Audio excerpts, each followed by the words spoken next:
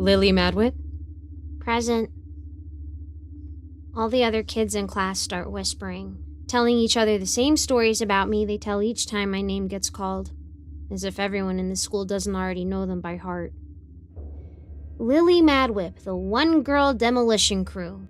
The girl who single-handedly blew up her parents, then drove her foster family so insane they died in a murder-suicide. Seemingly unkillable. If she looks your way, you have to cross yourself or you'll die within a week.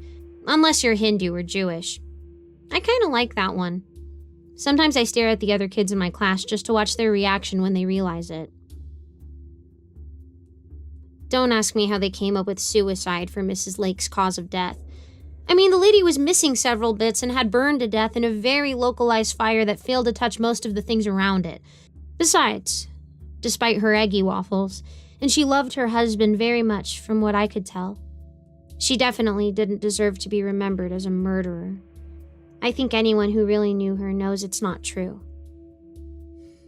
Last week I sat down in a fairly bare-looking room at the police station with Detective Guthrie right after he'd finally got done listening to a doctor explain to him that the dog he killed had bones more like those of a human than a canine. He wanted me to go over the details of that day. The day Pasher, Nathaniel, and I sent Furfur back to hell. I told him again how Mrs. Lake was possessed by a demon and an angel had burned her to drive the demon out. Of course, I continued to leave out the part about using my powers to slice her bits off. Pasher said it would be best to not include that. I agreed. Guthrie listened to me tell him everything and then started writing on his little pad of paper he always keeps on him, mouthing the words, "spontaneous human combustion." I asked him what that meant, and he said it's where a person suddenly catches on fire for no apparent reason. I told him that when the angel of fire snaps his fingers, it's a pretty good reason to catch on fire. So, to repeat what you just said, the Archangel Nathaniel descended from heaven into the lake's bedroom, snapped his fingers, and burned Mrs. Lake alive? He asked me. And then, tip of the hat, flew back up to heaven? He put his hands together like a pair of wings and flapped them up toward the ceiling to represent this.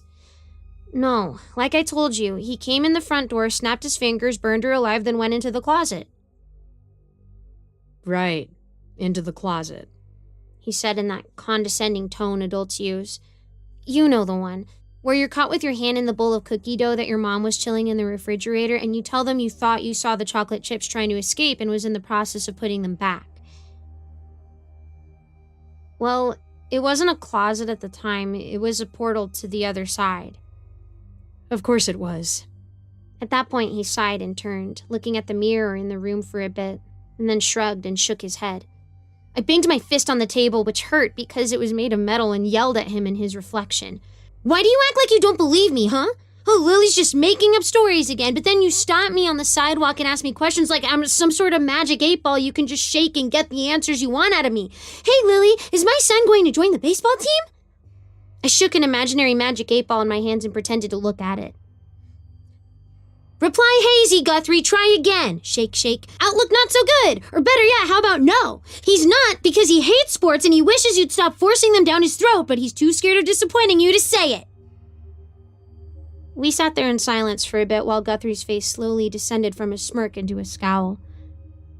He's made angry-ish looking faces at me before, but this one was like someone was trying to hold back a really strong fart. Finally, he snapped. Lily, we've got an officer in the hospital who may never see again.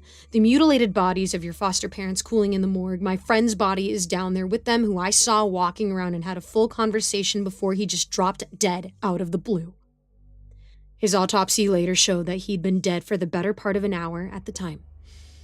Not to mention that bizarre mutation of a dog being dissected.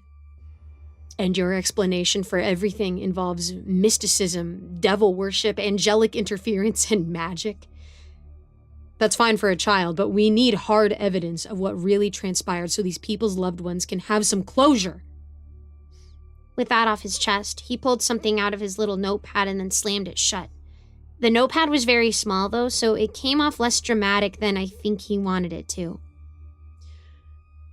One day you're going to wake up and wish you had been honest so that these dead people could rest in peace. He slid the thing across the table to me. It was my foil Charizard, sealed in a little plastic case. Bart donated the protector from his baseball card collection. And then he left the room without a friendly wave goodbye. We haven't spoken since that day. I probably hurt his feelings with the thing about his son. I don't care. Despite everything I've shown him, he picks and chooses what he wants to believe and what not to believe. I probably did his son Bart a favor by telling Guthrie he didn't like sports. Hey. I look up from doodling in my notebook. We're in the middle of a social studies class and the teacher's talking about Eli Whitney and the cotton gin. I already know all about it, so instead I'm drawing a picture of my blue cat doll Freddie Lapel, the one I last saw Meredith in.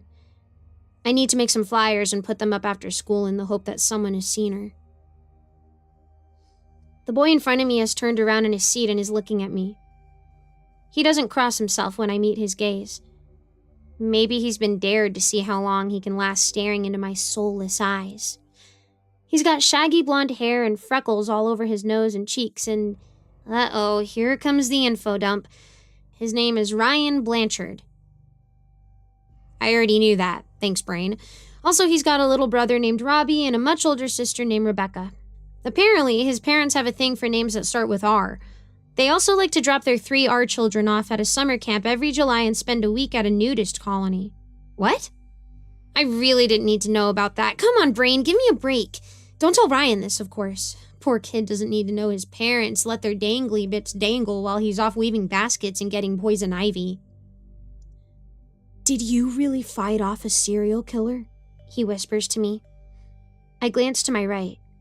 The girl sitting there is bugging her eyes out at him. She sees me look and quickly crosses herself and looks back down at her history book. I don't tell her that she crossed herself the wrong way. You're supposed to go head, heart, shoulder, shoulder. She crossed herself shoulders first, then heart, then head. That doesn't mean anything. You're just waving your hand around. No, I whisper to Ryan, looking back down at my drawing of the doll containing my best friend Meredith's ghost. I wish I'd brought a darker shade of blue marker with me to school. This one is robin egg blue, and it's way too light. Freddie Lapel is royal blue. I just sat there and let him stab me. Oh. He turns away.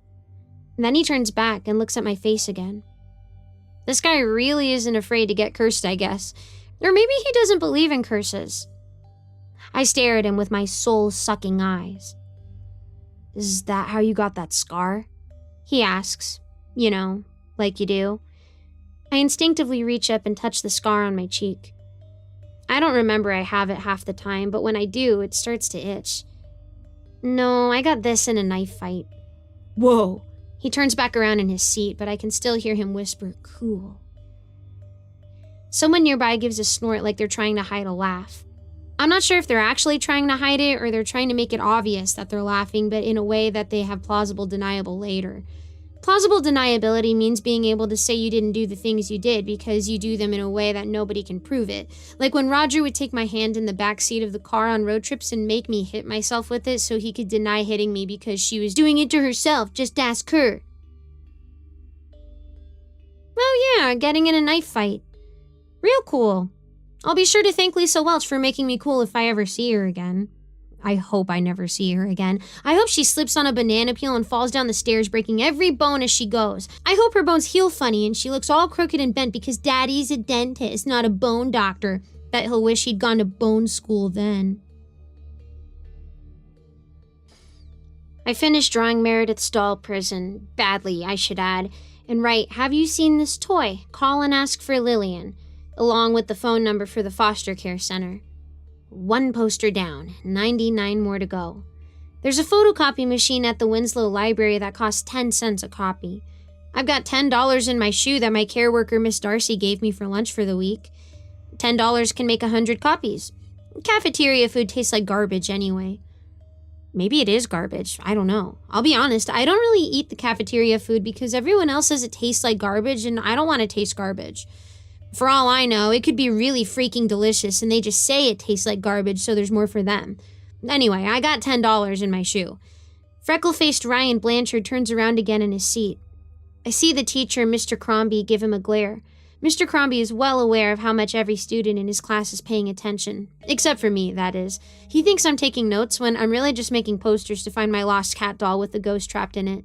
Ryan has approximately 10 seconds to ask whatever the hell it is he's going to ask me this time, and then Mr. Crombie is going to chuck a piece of chalk at him and tell him to turn around.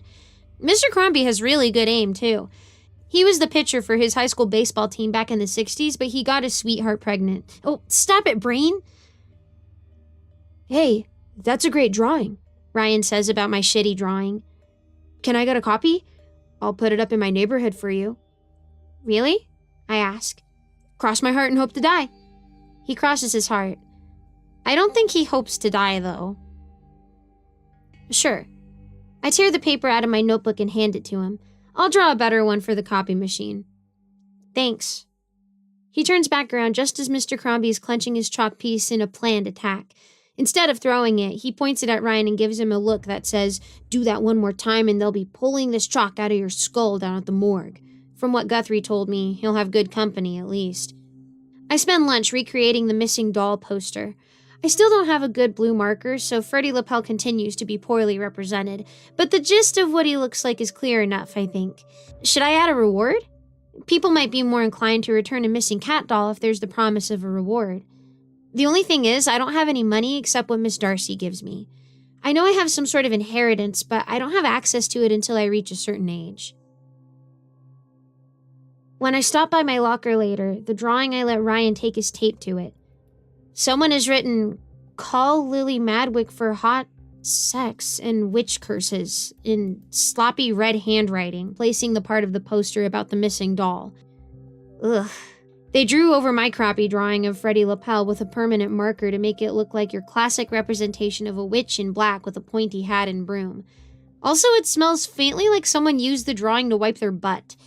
I can't imagine that they would actually do that since the paper would not be the least bit comfortable, but there's definitely a toilet smell. A bunch of kids snicker and laugh when they see me find the paper. Ryan is there. He gets a high five from another kid named Preston whose family owns a car dealership. There's a couple kids who don't look happy about this prank, but I know they'll never say anything. None of them want to become the next target for kids like Ryan and Preston, and a few are afraid of me, as evident by the way they turn around and cross themselves when they see me looking at them. I don't react. I just tear the drawing down and wad it up to throw away. People like Ryan want you to react. They want to see you get mad or cry. The best way to get them to stop is to not give them what they want. Of course, as soon as everyone turns away to go back to pretending I don't exist, I take my right pinky and with careful precision, I cut the veil right where the butt of Ryan's pants are. I've been practicing the ability whenever I'm not at the center where I'm staying, so Pastor doesn't find out. It took days to figure out how to control exactly where the cut was happening. If I'd done this on my first day, I might have very well dissected Ryan's intestines or something, but instead I just split the seam in his pants. He reaches back immediately, feeling his pants split. I might have nicked his butt cheek too, but oh well. Nobody notices his face turn bright red when he realizes his pants are split up the butt crack. He looks around horrified, afraid someone will notice and laugh at him. He sees me looking back. I raise an eyebrow at him, then turn, shut my locker, and walk away. He's not going to know what to think. Did I make it happen?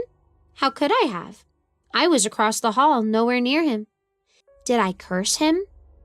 Yes, that's the conclusion he'll probably reach. But he won't call me out on it because that'll just draw attention to his plight, and right now he's got 3 more classes to get through while trying to make sure nobody realizes what's happened. Sucks to be you, Ryan. I won't give you what you want from me, but I hope your butt enjoys a breath of fresh air for the next couple hours. Jerk. After school, I return to the center and pick up Pasher. We go to the library together. I have to sign out where I'm going so they know where I am.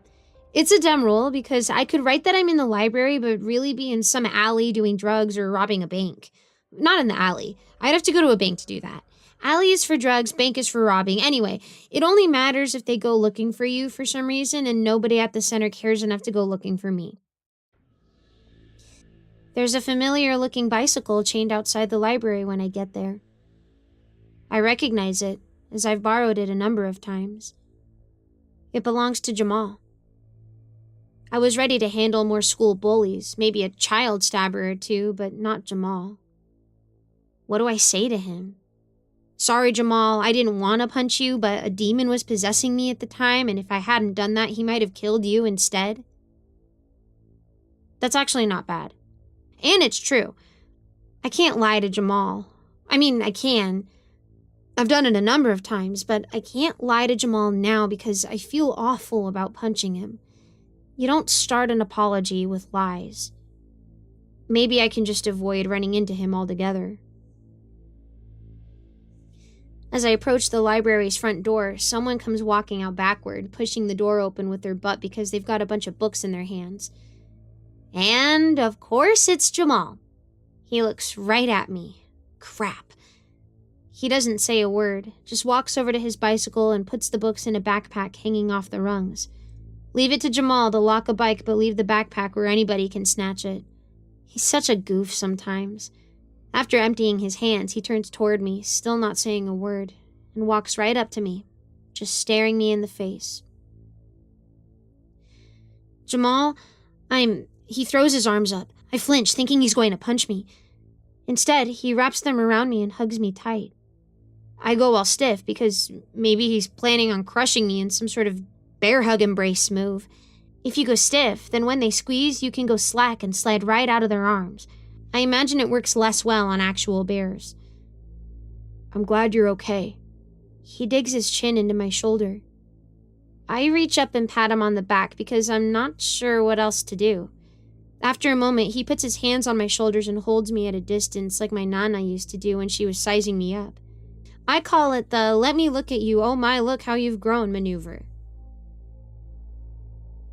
Jamal smiles for a second but then turns serious. I heard about what happened with that crazy guy who tried to kill you. I wanted to visit you in the hospital, but... He looks away. He doesn't have to say why he didn't. His father wouldn't let him. He doesn't like me. I can't blame him. I don't like myself a lot of the time, and I'd punched his son. Punch somebody's kid, and they aren't too keen on letting that kid around you again. And the younger the kid, the more likely they are to keep you apart. The same goes for old people. The older they are, the worse off for anyone who punches them. It's like there's some age somewhere between being a baby and being a dusty old mummy where it's perfectly alright to punch that person, but leading up to it and away from it, things get progressively worse for you if you do it. Unless you're a real little kid who doesn't know this weird punching people rule, then you just get scolded and told not to do it again. That's your one-time free punch of pretty much anybody. I highly suggest spending it before you reach 6 years old because that's about the time free punch goes away and you're expected to know not to do it even if you haven't yet. But still don't punch babies. That's never okay.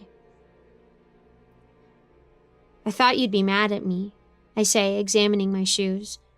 I'm not really looking at them for any reason except that I can't look him in the eyes. Checking my shoes for dirt or stuff is a good excuse for looking down.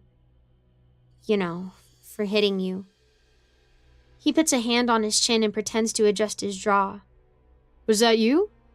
I thought that was someone else pretending to be you. Why are you being so calm about this? I said awful things and then I punched you. We look at each other for a moment. Then I turn back to my shoes. They have little sparkly stars on the laces. You can only tell when the sun hits them just right. Or a strong flashlight. They actually glow in the dark, too. The stars do, not the shoelaces. I figure it must be for when you're trying to find your shoes in the dark. Did you mean them? The things you said? And the punch? Did you mean that? He asks. Pastor's looking up at me.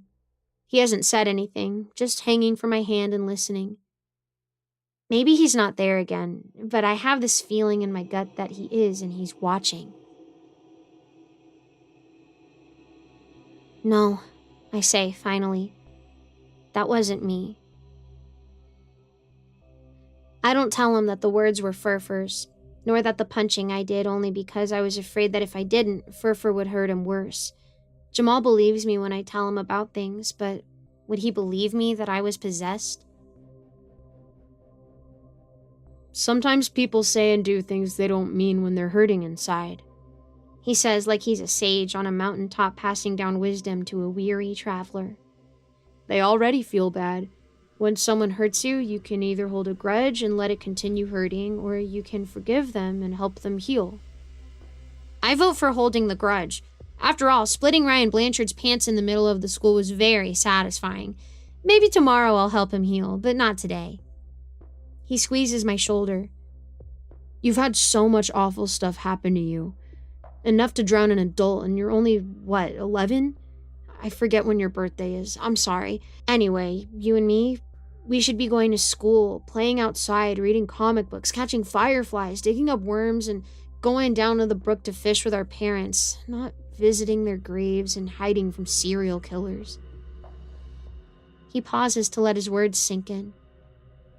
Someday, he'll be a great public speaker and give lots of speeches. You aren't the cause of these things, Lily. This is happening to you. What kind of friend would I be if I can't take a hit when you're at your lowest? He leaves after that. I don't watch him go because my eyes are kind of blurry and watery, but I hear the clickety-clack of his bicycle chain as he pedals away. I just stare down at the ground and my glow-in-the-dark shoelaces and watch a tear fall onto the tongue of my shoe. Pasher still doesn't say anything. Did you feed him all that to say? I ask finally. Pasher makes a chuckling snort.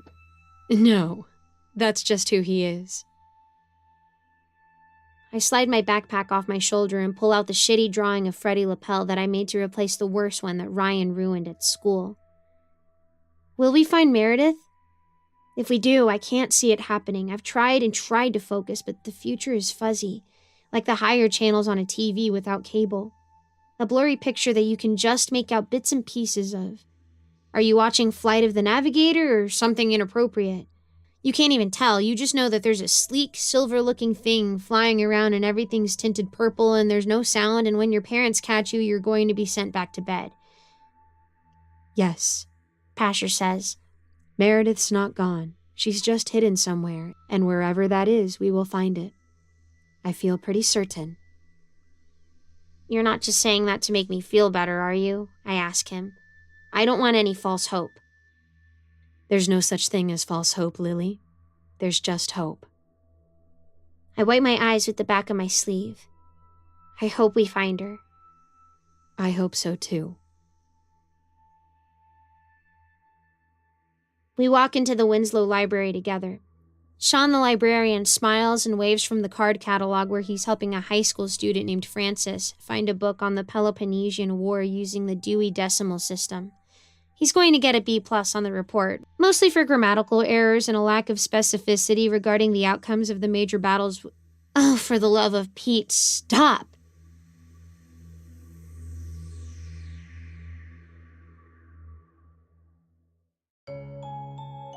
Hey there kids, it's me, Mr. Creepypasta, and I just wanted to tell you thank you so much for watching tonight's video or for listening to tonight's episode of the podcast. It's a brand new year, which means a brand new time for content. We're doing our best to bring you the newest things. I know in 2024 I had released less videos than I ever had any year in the last 14 years, but hey, as things start to piece themselves back together, so do I. So I will be seeing you guys a bit more in this year, I promise you. And as always, I want to give a very big thank you to everybody who supports me over at Patreon. That's patreon.com/MrCreepyPasta. I cannot thank you guys enough. Thank you guys so much for being supporters. That goes for everybody who was down in the description, as well as Acid System, Ball Arms the Rat, Blake Rattler, Brandon Mendoza, Brenna Crow, Brimstone Pandemonium, Caltuna, Chainsmoker Dealer, Chicago Hitman, Corey Kenshin, Cronut 508, Crusader Chocobo, Curse Pox Primark, Dakota Best, Daniel Polson, Dante Kincaid, Diana Kraus, Ellie Hutmeyer, Enchanted Buns, Estabine, Gemma Halsey, Hades Nephew, Kimbo Jerry, Hour Minute Seconds Time, Jay Keems, Jettis Pet, Jordan Humble, King Crab, Mr. Marcus Blitz, Old Penguin, Peaceful Buddha, Psychomel, Red Shadowcat, Remember the Sun, Rinku Star, Salty Surprise, Samara Line, Seclude, Simba's Bloody Mojo, Sky Harbor, Smiley the Psychotic, Sullyman, Tali Sue, the Chavez Brothers. Thank you guys so much for being here. Thank you for listening. Thank you for watching. And sweet dreams.